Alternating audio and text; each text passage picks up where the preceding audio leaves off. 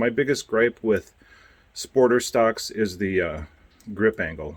The angle of a sporter stock is just miserable. And I've always thought that if a stock could fit a person very well, they could shoot better.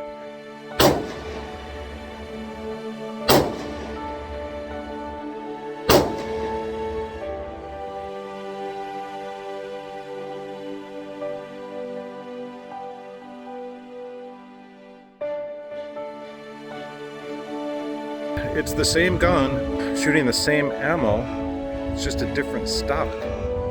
Yeah, I didn't think the accuracy could be improved upon, but that just, I think, is got to be proof that, if a gun fits you well,